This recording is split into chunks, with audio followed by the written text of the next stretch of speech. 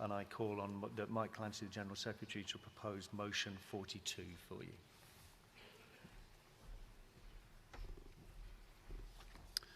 Vice President Conference, Mike Clancy, moving motion 42. Prospect was created in 2001, and for 19 years we never had a formal disciplinary matter in the union. That gave way in 2020 through to, quite recently, to the most extraordinary period in the union's history, where the NEC, senior officers of the union, had to deal with repeated issues which had arisen largely between members and also sometimes between members and employed staff. I will just briefly refer to Rule 2.5 of the rules, a rule which was put in many years ago, at a time when I felt it was probably unnecessary, but it's been proved to be absolutely necessary in recent times. And the key part of Rule 2.55 says that members shall be expected at all times to behave reasonably in dealing with fellow members and prospect staff and to treat them with respect and courtesy. Any member deemed by the NEC to have behaved unreasonably towards another member or a prospect staff member may be subject to the disciplinary regulations contained in Appendix 1. This whole process of the last 2 years ends in this. That was circulated yesterday outside the building. I want you to know that every single thing in that is not based on evidence or fact. Every single thing in that has been the subject of regulatory scrutiny, including before the certification officer. And every decision the NEC has taken so far to date has been approved by the certification officer and by other professionals that have had their time detained by the individual and groups associated with this, and indeed the other one when we will deal with 97 and the complaints procedure. That's the background. All unions have disciplinary regulations. You already have that in Appendix 1. And it is right, in 2018 we sought to change these rules and update them, and Conference did not like the version we put, and we listened to you. And the key thing you didn't like about the previous version was that the decision was not going to be taken by the full NEC, as is the current provision in the current Appendix 1. We have changed that. It's very important, Conference, for you to understand that disciplinary matters within the union are not the same as disciplinary matters that you deal with routinely in the employment context. That is part of the contract of employment relationship between an individual and an employer. The union has a rule book which is a contract between the member and the union. And if issues arise about member conduct, then they have to be dealt with under the rule book, because ultimately they have to be dealt with by the National Executive Committee of the union within the provisions of the rule book. So this is not, as I think you felt before, the potential for an overmighty NEC. Mike, can you wind up now, please? Very difficult to do this. An overmighty NEC attempting to impose its will on those who would be otherwise disadvantaged. There is full provision of national justice. These procedures have gone through our lawyers, Mike. And as I say, regulatory scrutiny. I move 42. Thank you, Mike. We have some speakers down waiting for us. I will take the one in the against seats first and then move to these. Anybody wishing to contribute to the debate, please come down to the seats. Good morning, Conference. Richard Wilson, Scottish Live Events Network. We met briefly yesterday. These are new rules. They delete and replace an entire section. A lot of the other motions that are in this rule sections, it tells you what's changing. This doesn't seem to do that. We're a new branch. We don't really know whether these are an improvement or if they're not an improvement. Unfortunately, there are things in here that we just don't agree with. It feels, on reading, that the NEC becomes the investigator, the judge and the jury. They have the right to refuse someone who the accused wants to accompany them at, it states, its absolute discretion. The NEC has no absolute timescale for its investigation, which can leave the accused with the allegations hanging over them, something that can be a horrible situation, affect mental and physical health, and my family knows about this. On the tip side of this, the NEC only needs to give 10 days notice of the allegation and allows 5 days notice for the accused to mount a defence. We don't think this timescale is fair. As I said, due to the length and scale of these changes and the fact that these changes have not been highlighted by NEC, I've had a colleague trying to compare the two appendixes over the weekend. He really is not happy with me now. We cannot tell if this is an improvement or not, but on just reading this, we feel that the things in here that we can't vote for. I move. Thank you. Marcus.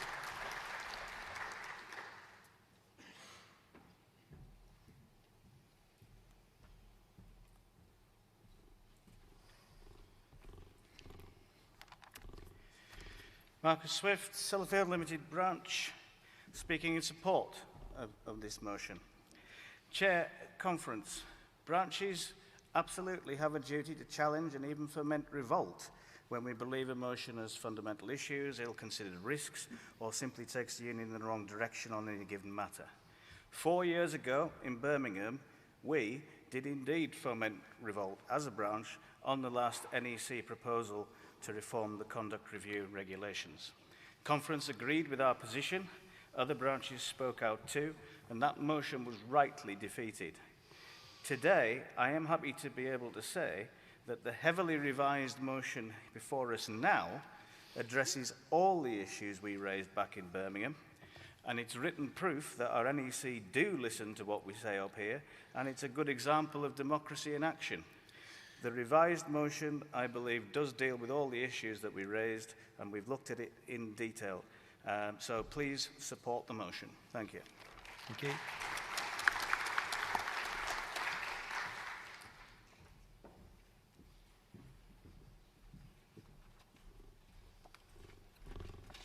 Jim McGrath, CMD Scotland, Northern Ireland, and if I could please have an indulgence from the President. I have just heard of the man whom I succeeded as branch secretary in Belfast 35 years ago has died. He was a man called Bob Sheffield, and he enjoyed quite a reputation within the union. He came from London and he went to work in Oswestry, and he bought a horse and went to work on the horse. And he used the union to get the GPO, as it was in those days, to convert and open up a stable so that his horse wouldn't get wet. The bicycle boys had a shed and the cars at the car park. Bob got a stable for the horse. The power of the union in the 80s was a lot better than it is today. And the other thing that he used to enjoy was coming to the podium, and he addressed himself and introduced himself as Sheffield Belfast. Thank you for allowing me to pay a small tribute to a great man. Colleagues, I am concerned about the legality of this proposition, and in particular the powers vested in the committee, in the examining committee, while there don't appear to be any powers given to the accused. And firstly, this prop is over 4 pages long. It has 33 numbered paragraphs along with 19 highlighted items within those paragraphs. In the 2 minutes allotted to me and anybody else who's speaking, it would not be possible to go through the many deficiencies which highlight the wrongs in the prop. I will only be able to deal with a few of them. Colleagues, the prop is headed Conduct Review Regulations, but in this is a softer way of saying discipline hearing. And I don't believe that this union would accept any of our members in employment being treated in the same way, because a decision could be made by this committee which could have life-lasting... sorry? We indulged you a bit to start with. I would ask you to wrap up. We do have a number of people speaking and who have to be cognizant of the time, please. Would you please accept that my understanding was that the clock started when I started.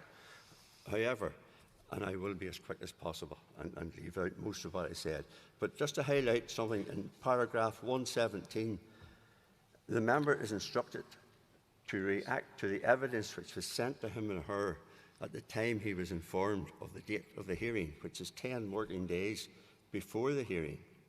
But he must have he or she must have their response to the allegations in at least 5 clear working days before the hearing. Now, this person is still at work and without knowing the evidence that was presented against him or her, they have to react and respond within 5 working days. The body who examined it had 2 months to examine it. Delegate, thank you for that point. I'm going to have to ask you to move on now, please, so that we can hear other speakers. Thank you. Yeah. In 1987, I came to my first. Thank you. Delegate, thank you.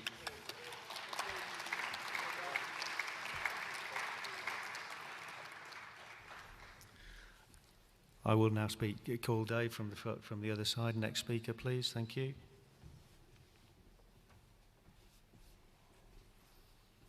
Hello, Conference. David Nunn, DSTL branch. I'm not sure how I follow that. I promise I won't go into the red. Speaking in support of this motion, actually our branch can't see any necessary reasons why we should reject this motion. But I do agree with the sentiment of previous speakers that such a rule change is complex and it should come with a full explanation of what is changing and why. The comparison between what was and what is proposed. This was not the case, which makes it difficult for us. We're busy people, we all know that. We don't have time to sort of compare and contrast. However, saying that, this is not a reason to reject this motion. But please, can you bear that in mind in future with such complex motions, that we would like there to be a comparison and contrast so we can see what the changes are. Please support the motion. Thank you. Taking. No, you next. Please.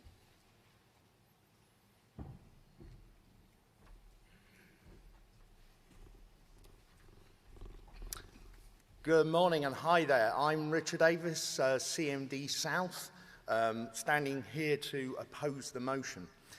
This is not my first time. Last time I was here, I was telling the MP for Harwich and wondering why he would want to dismantle the European Convention on Human Rights. I've got some severe concerns about the current state of this proposition and wonder seriously whether the Union is opening itself up to substantial legal action against it due to some of its clauses.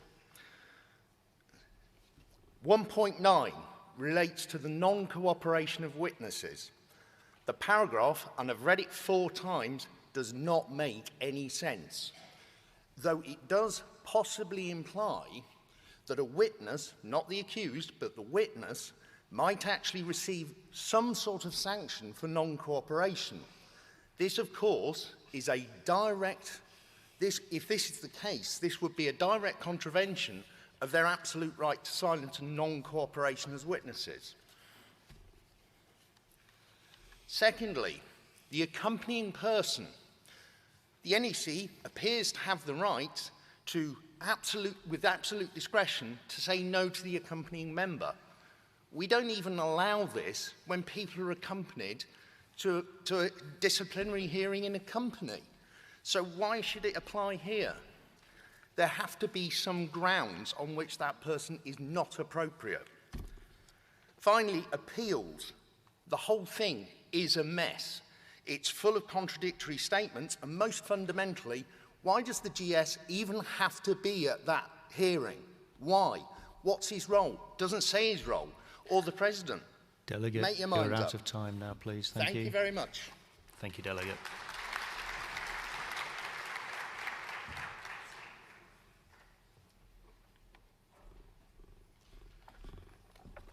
Chester Young, WPD branch.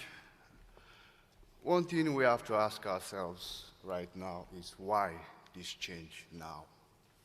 What's wrong with the old policy and trying to change the rules? Who is going to get power over these changing rules? Are we overwhelmed by complaints or abuse or harassment or issues that members are facing in the union, or that we are like disrespecting or bullying or trying to challenge the leadership in a very awful manner, that this rule has to be applied?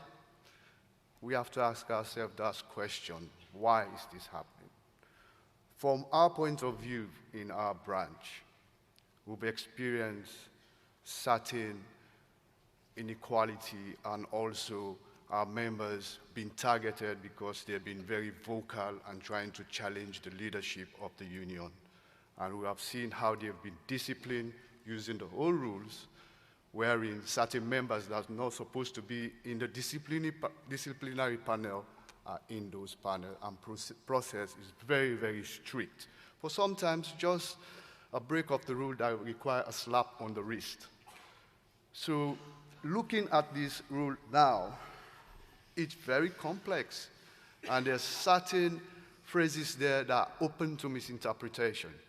And to be honest, if the union leadership have legal consultation to draw up this rule, then we as members, right now I have so many issues with phrases and clauses here that I don't understand, and I need legal representation to explain Delegate, these things you for are me now to properly. time. Can you wind You up, know, please? like the clause, what reasonable grounds? What is a reasonable Delegate, grounds? you are out so of time please now. oppose the.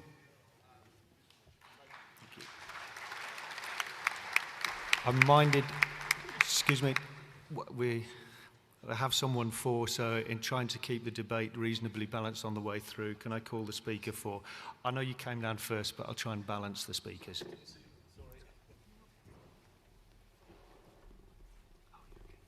First time attendees, second time speaking. Good morning, everyone. I just want to say that the rules I propose are legalistic and they're meant to be. We have to look at the intention behind it. Has anyone actually read through all of them? If you have, look at the intention behind the wording. It may be legalistic. What are the procedures and processes that they're trying to protect members' interests? Any abuses, disciplinary action, all covered there. So I think these rules are good. Do support them. Thank you. Thank you.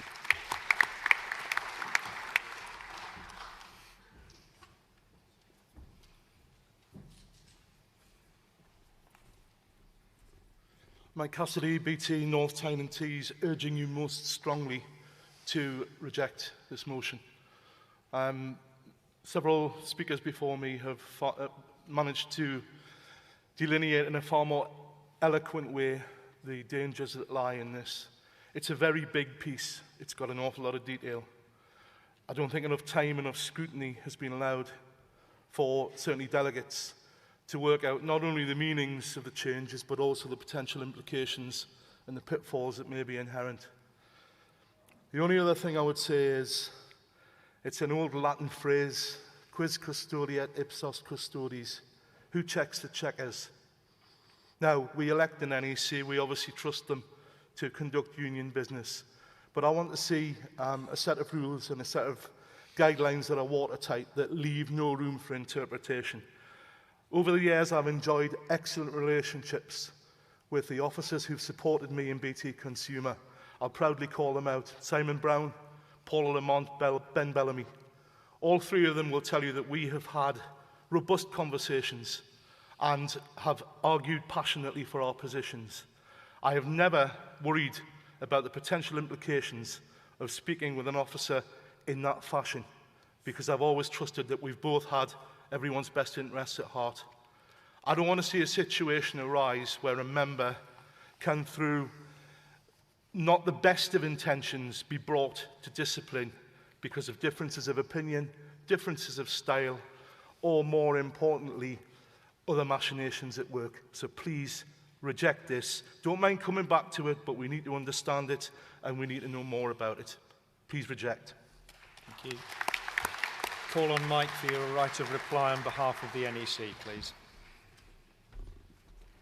So, conference, this is decision time, and we were here before in 2018. So, very clearly, this procedure involves an investigation. It involves a conduct review hearing before a panel of NEC members. It involves a consideration then of recommendations by the full NEC, and then there is an appeal conducted, as Jenny described, in terms of the appeal committee, which is entirely independent from the NEC. There is no comparison between the procedures that you deal with in terms of employment and the rule book of the union. These rules have been drafted with legal advice. They have, as I say, been actually the subject of scrutiny because of other issues that have arisen by the Trade Union Certification Officer. So you can banish any thought that these rules are going to in some way cause a problem legally. And in any case, there is a statutory right, alongside any internal union rulebook provisions, to not be unjustifiably disciplined in terms of a trade union. So there are multiple ways that this can be dealt with and can be scrutinised. We have built a procedure to give fairness and to deal with the sort of issues that we've dealt with. And unfortunately, if we don't go this route, you will be left with a defective set of disciplinary regulations in Appendix 1. There has been an enormous expenditure of NEC time, and it is only by the adoption of a form of these standing orders with the full National Appeals Committee provisions in there that we've been able to cope in the last 2 years, and your NEC's been able to cope in the last 2 years with the frequency, the complexity, the sensitivity, and the downright difficulty of the sort of issues that have been presented. And if you had experienced what we have been through in the last 2 years, you would be passing these regulations without question. This is not a question of an overmighty NEC taking steps against individual members. The last thing we want to do is be using the time of the union, which should be absolutely focused on frontline issues for members, in matters of discipline. But you already have provisions. Those provisions are inadequate, and they have not stood the test of time since they were first drafted when the union was created in 2001 for sadly different times. We are in a situation where we have to ensure that there are fair provisions to deal with these matters, however difficult that may be. And you are simply replacing something which is not very well written in terms of Appendix 1, with something which is structured, contemporary, and does the job of fairness. I move. Thank you, Mike. Conference, I'll now put motion 42 to you for the vote. The poll is opening on motion 42. Press 1 for 2 for against, please.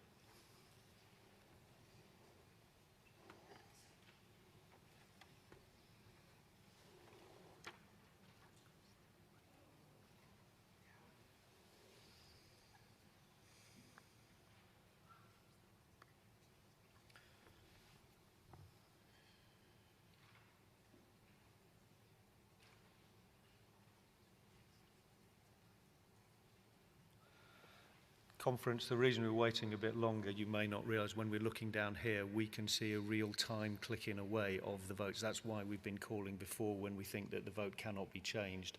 Because this is a rule change, it requires 2/3 majority. With you all on the card, no, not on the card vote, it requires 2/3 majority, and we're giving it enough time to actually settle. So can a last call for votes, please? The settle is not necessarily in the right way. It's just to make sure that there is no right way. It's the right way is the way you decide.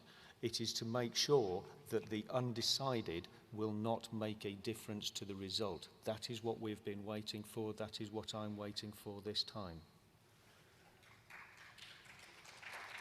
It is now settled. I will call an end to the poll on motion 42. Can we publish it, please?